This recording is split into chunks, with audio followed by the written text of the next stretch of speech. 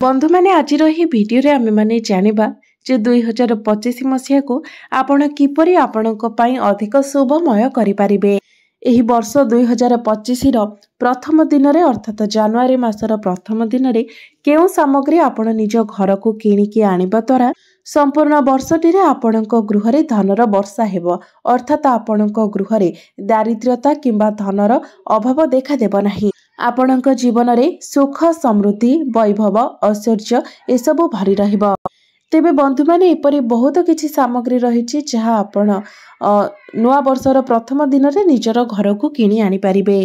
कारण एही सबु सामग्री आपण निजर घर को किणिकी आनिबा द्वारा आपणक जीवन रे बहुत सकारात्मक परिवर्तन होइथाय।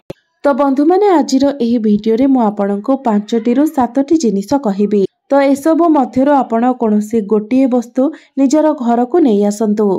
तो बंधु माने आसंतु जानिबा आपण 2025 मसियार प्रथम दिन रे किबा जनवरी मासरे आपणकर निज घर को केउ जिनिस आनिबा द्वारा आपणकर आध्यात्मिक उन्नति हेबो। एहा सहित आपणकर घर धन धान्य रे भरि जीवो। बंधु माने आपण माने जानती जे एही कली जुगरे जदि आपणक पाखरे प्रचुर मात्रा रे धन अछि तेबे जाई आपण सम्मानर पात्र होइथांती। समाज रे आपणकर सम्मान रहिथाय, आपणकर एक प्रतिष्ठा रहिथाय। आपणक पाखरे जेते ज्ञान थिले मध्य आपण जेते बड़ व्यक्ति होइथिले मध्य जदि आपणक पाखरे धन नाही तो लोक माने आपणकर कथा को गुरुत्व देई नथांती, आपणक ऊपर हसी थांती। बंधु माने एमिति भी देखिथिबे जे जेउ व्यक्ति वर्तमान भिकारी भी थिबो जदि केबे भी से राजा होई जाय तेबे तार भिकारी अवस्था को लोक भूली जाय थांती, ताको लोक राजा रही सम्मान देई थांती। एवं जदि जणे राजा भिकारी बनी जाय थांती सेतेबेले तांको पाखरे आ राजार सम्मान न थाए, लोक माने तांको भिकारी बळी ही व्यवहार देखाई थांती। तो आजिर दुनिया रे धन ही मनुष्य पई सर्वश्रेष्ठ पालटी जाइछि। धन अनुसार ही मनुष्यर सम्मान को मपा जाय थाए, ताको इज्जत दिया जाय थाए। तेबे बंधु माने आमे तो परिश्रम करिकी धन उपार्जन करिबा, तो प्रत्येक व्यक्ति परिश्रम मध्य करिबा उचित। तेबे परिश्रम करिबा सहित किछि एपरि द्रव्य रहिछि जहाको जदि आपण घर को नै आसंती तो आपणक पई धन रोजगार अनेक रास्ता खोली जाय थाए एवं आपणको एक जगह रे 100 टंका मिली थाए, अर्थात आपणकर धन रे वृद्धि होई थाए। तेबे आसंतु जानिबा नुआ वर्ष दिन केउ द्रव्य किणी आनिबा द्वारा आपणक गृह रे बहुत शीघ्र धन धान्य रे भरपूर होई जिवो। एहा सहित आपणक गृह रे सुख शांतिर वातावरण मध्य रहिबो। तेबे बंधु माने वीडियोटी रे आगो को बढ़िबा पूर्वरु आपण माने वीडियोटी को लाइक करी चैनल टी को सब्सक्राइब करि दियंतु एवं कमेंट बॉक्स रे श्रद्धा एवं भक्तिर सहित जय मां लक्ष्मी निश्चय लिखंतु। तेबे बंधु माने प्रथम जिनिसटी हेउची सुआर चित्र। आपण काहेकि नुआ वर्षर प्रथम दिन रे निज घर को सुआर चित्र आनिबा उचित। तेबे बंधु माने एहा पछरे एक कारण रहिछि। बंधु माने जदि आपणक घरे छोट पिला अछंती एवं सेमाने पाठ पढ़ारे मन देउ नाहंती, पाठ पढ़ारे सेमानकर मन लागु नाही किबा आपण जदि निजे कोनोसी जॉब पई प्रिपेयर हेउछंती, आपणको कोनोसी भल जॉब पई प्रिपेयर हेबार अछि तो आपण निज घर को एही नुआ वर्ष दिन सुआर फोटो चित्र निश्चय आनंतु एवं घरर उत्तर दिगरे आपण सुआर चित्र लगांतु। एपरि माना जाए जे जदि आपण नुआ वर्षर प्रथम दिन रे सुआर चित्र को आनी निज घरर उत्तर दिगर कांथरे लगाउछंती, एपरि करिबा द्वारा आपणकर पिला पाठ पढ़ारे मन देइथाय, तार मन एकाग्र होइथाय एवं गृहरे समस्त सदस्य मानक मध्यरे भल पाइबा मध्य बढ़िथाय, एकता बढ़िथाय, आपणको सौभाग्य प्राप्ति होइथाय। सुआ को दारिद्र्यतार नाशक बोली कहा जाय थाय। जदि आपणक गृहर कोनोसी सदस्य अनेक दिन धरी कोनोसी रोगरे पीड़ित अछंती किंबा आपणक गृहरे दारिद्र्यता लागि रहुछि, वास्तुशास्त्र अनुसार सुआ को अत्यंत शुभ बोली माना जायछि। जेउठारे सुआर चित्र रहिथाय सेठारे केबे भी धनर अभाव होई न थाय। तो सेथि पय बंधु माने नुआ वर्ष दिन आपण घर को सुआर चित्र निश्चय आनंतु। एबे आसंतु जानिबा द्वितीय सामग्रीटी कोन। तेबे द्वितीय सामग्रीटी हेउछि शंख। बंधु माने हमर हिंदू शास्त्र रे शंख को बहुत पवित्र बोली माना जाय थाय। तेबे एपरि काहेकि माना जाय थाय? कारण समुद्र मंथन समय रे शंखर उत्पत्ति होइथिला एवं 14टी रत्न मध्यरे शंखर गणना मध्य होइथाय। ଶଙ୍ଖକୁ ସ୍ୱୟଂ ଭଗବାନ ବିଷ୍ଣୁ ନିଜ ହସ୍ତରେ ଧାରଣ କରିଥାନ୍ତି ଏବଂ ଶଙ୍ଖରେ ମା ଲକ୍ଷ୍ମୀଙ୍କର ମଧ୍ୟ ନିବାସ ହୋଇଥାଏ। ଯେଉଁ ଘରେ ପ୍ରତିଦିନ ଶଙ୍ଖ ଧ୍ୱନି କରାଯାଇଥାଏ ସେହି ଘରେ ସର୍ବଦା ବାତାବରଣ ପବିତ୍ର ଏବଂ ଶୁଦ୍ଧ ରହିଥାଏ। ସେହି ଘରରେ ଯାହା ବି କିଛି ନକାରାତ୍ମକ ଶକ୍ତି ରହିଥାଏ ସେସବୁର ନାଶ ହୋଇଯାଇଥାଏ। ନୂଆବର୍ଷ ଦିନ ଯଦି ଆପଣ ନିଜ ଘରକୁ ଶଙ୍ଖ କିଣିକି ଆଣୁଛନ୍ତି ତ ଭଗବାନ ଶ୍ରୀ ବିଷ୍ଣୁଙ୍କ ସହିତ ମା ଲକ୍ଷ୍ମୀ ମଧ୍ୟ ଆପଣଙ୍କ ଗୃହରେ ନିବାସ କରିଥାନ୍ତି। ବିଶେଷ କରି ନୂଆବର୍ଷର ପ୍ରଥମ ଦିନ ନିଜ ଘରେ ଆପଣ ଶଙ୍ଖ ଧ୍ୱନି କରିବା ଉଚିତ, ଯାହାଫଳରେ ପୁରା ବର୍ଷଟି ଆପଣଙ୍କ ପାଇଁ ଶୁଭମୟ ରହିବ।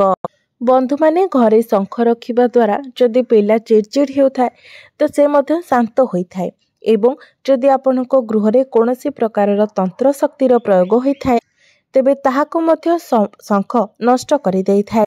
ଏହା ବ୍ୟତୀତ ମା ଲକ୍ଷ୍ମୀଙ୍କର ଆପଣଙ୍କ ଗୃହରେ ସ୍ଥାୟୀ ନିବାସ ମଧ୍ୟ ଶଙ୍ଖ ଦ୍ୱାରା ହିଁ ହୋଇଥାଏ। ଅର୍ଥାତ୍ ଆପଣଙ୍କ ଗୃହରେ ଯଦି ଶଙ୍ଖ ରହିଥାଏ ତେବେ ମା ଲକ୍ଷ୍ମୀ ମଧ୍ୟ ଆପଣଙ୍କ ଗୃହରେ ସ୍ଥାୟୀ ନିବାସ କରିଥାନ୍ତି। ଏହା ବ୍ୟତୀତ ଆପଣଙ୍କ ଗୃହରେ ଯଦି ଅଯଥା ଖର୍ଚ୍ଚ ଅଧିକ ହୋଇଥାଏ, ଆୟ ଅପେକ୍ଷା ଆପଣଙ୍କ ଗୃହରେ ବ୍ୟୟ ଅଧିକ ହୋଇଥାଏ ତେବେ ଏହାକୁ ମଧ୍ୟ ଶଙ୍ଖ ନିୟନ୍ତ୍ରଣ କରିଦେଇଥାଏ। ଶଙ୍ଖ ଆପଣଙ୍କର ଅତିରିକ୍ତ ଖର୍ଚ୍ଚକୁ ରୋକିବାର କାର୍ଯ୍ୟ କରିଥାଏ, ଯାହାଫଳରେ ଆପଣଙ୍କ ଗୃହରେ କେବେ ବି ଧନର ଅଭାବ ହୋଇନଥାଏ ଏବଂ ଗୃହରେ ସର୍ବଦା ଶାନ୍ତିର ପରିବେଶ ରହିଥାଏ। ତ ନୂଆବର୍ଷର ପ୍ରଥମ ଦିନରେ ଆପଣ ନିଶ୍ଚିତ ଭାବରେ ନିଜ ଘରକୁ ଶଙ୍ଖ କିଣିକି ଆଣନ୍ତୁ। ନିଶ୍ଚିତ ଭାବରେ ଆପଣଙ୍କୁ ଏହା ଅନେକ ପ୍ରକାରର ଲାଭ ପ୍ରଦାନ କରିବ।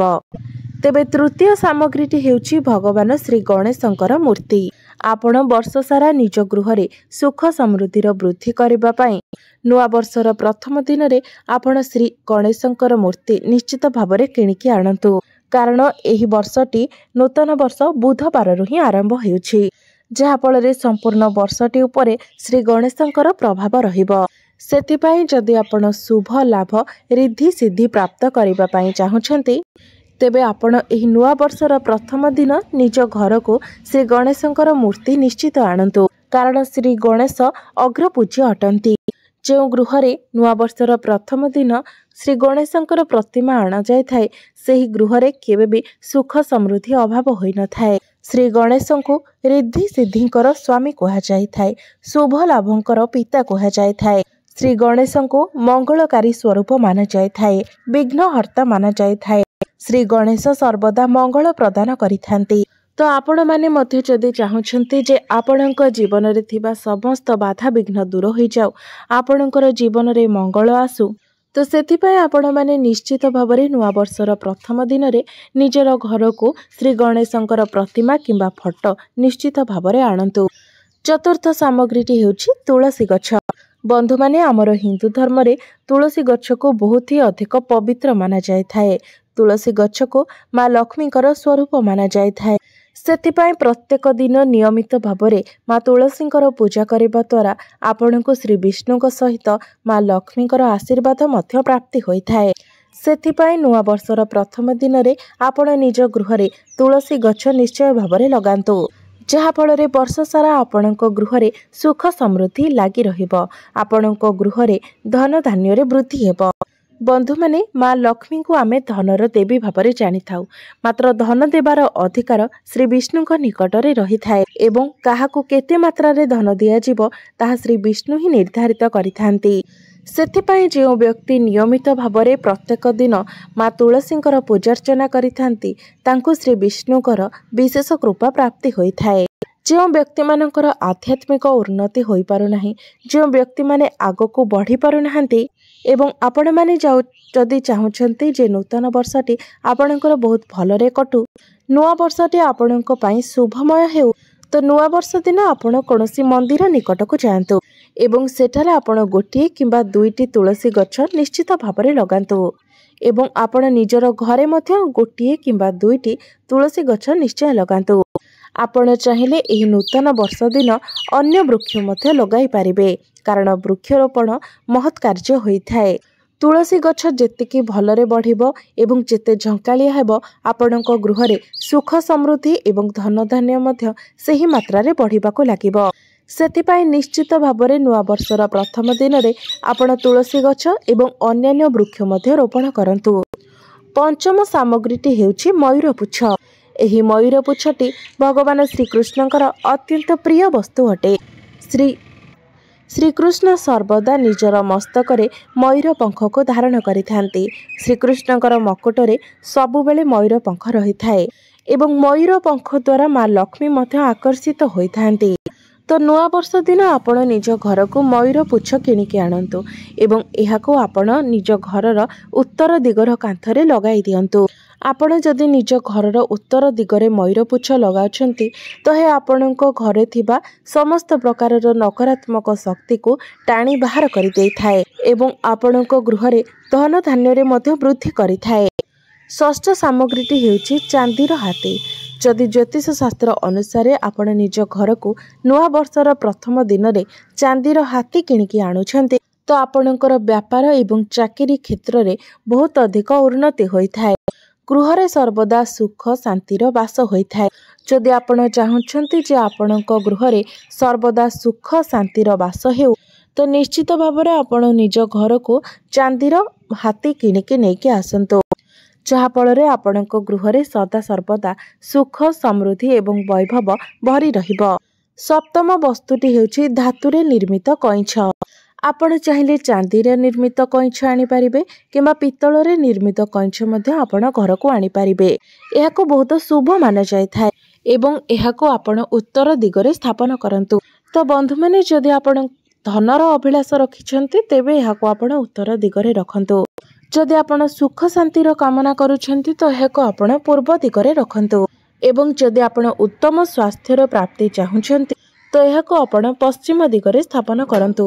ତ ବନ୍ଧୁମାନେ, ଯେତେବେଳେ ଆପଣ ଧାତୁର କଇଁଛ ଘରକୁ ଆଣୁଛନ୍ତି ତ ସର୍ବପ୍ରଥମେ ଏହାକୁ ଆପଣ ଗଙ୍ଗା ଜଳରେ ଭଲ ଭାବରେ ସ୍ନାନ କରାଇ ନିଅନ୍ତୁ। ତାପରେ ଆପଣ ଗାୟତ୍ରୀ ମନ୍ତ୍ରର ପାଠ କରନ୍ତୁ, ମା ଲକ୍ଷ୍ମୀଙ୍କର ମନ୍ତ୍ର ଜପ କରନ୍ତୁ, ଯାହାଫଳରେ କଇଁଛଟି ଅଭିମନ୍ତ୍ରିତ ହୋଇଯିବ। ତାପରେ ଆପଣ ନିଜର କାମନା ଅନୁସାରେ ଏହାକୁ ସେହି ଦିଗରେ ଆପଣ ସ୍ଥାପନ କରନ୍ତୁ। ଯଦି ଆପଣ ଏହାକୁ ଉତ୍ତର ଦିଗରେ ରଖୁଛନ୍ତି ତ ଆପଣଙ୍କ ଗୃହରେ ଏହା ଧନ ବୃଦ୍ଧି କରାଇଥାଏ। ତେବେ ସପ୍ତମ ଜିନିଷଟି ହେଉଛି ଗୋମତୀ ଚକ୍ର। ବନ୍ଧୁମାନେ, ଗୋମତୀ ଚକ୍ରଟି ଗୋଟିଏ ସାଧାରଣ ପଥର ପରି ଦେଖାଯାଇଥାଏ। ବନ୍ଧୁମାନେ, ଘରେ ଗୋମତୀ ଚକ୍ର ରଖିବା ଦ୍ୱାରା ଆପଣଙ୍କୁ ଶତ୍ରୁ ଭୟ ଲାଗିନଥାଏ। ଆପଣ ଯଦି ସଧବା ନାରୀ ଅଟନ୍ତି ଏବଂ ନିଜ ସିନ୍ଦୁର ଡବାରେ ଆପଣ ଗୋଟିଏ ଗୋମତୀ ଚକ୍ର ରଖୁଛନ୍ତି ତ ଏହା ଆପଣଙ୍କର ସ୍ୱାମୀଙ୍କୁ ସମସ୍ତ ବିପଦରୁ ରକ୍ଷା କରିଥାଏ।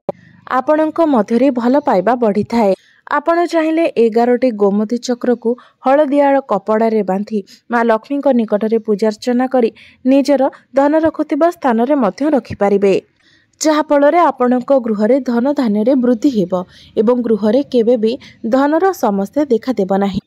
ତେବେ ଅନ୍ୟ ଗୋଟିଏ ବସ୍ତୁ ହେଉଛି ଏକ ଆଖିବାଲା ନଡ଼ିଆ। ବନ୍ଧୁମାନେ, ଏକ ଆଖି ବାଲା ନଡ଼ିଆ ବହୁତ ହି ବିରଳ ହୋଇଥାଏ। ଏହା ଆପଣଙ୍କୁ ସହଜରେ ମିଳିନଥାଏ। ତ ଯଦି ଆପଣଙ୍କୁ ଏକ ଆଖି ବାଲା ନଡ଼ିଆ ମିଳିଯାଉଛି ତ ଆପଣ ନିଜକୁ ଭାଗ୍ୟବାନ ମନେ କରିବା ଉଚିତ। ଏହା ଅତ୍ୟନ୍ତ ହିଁ ଚମତ୍କାରୀ ନଡ଼ିଆ ହୋଇଥାଏ।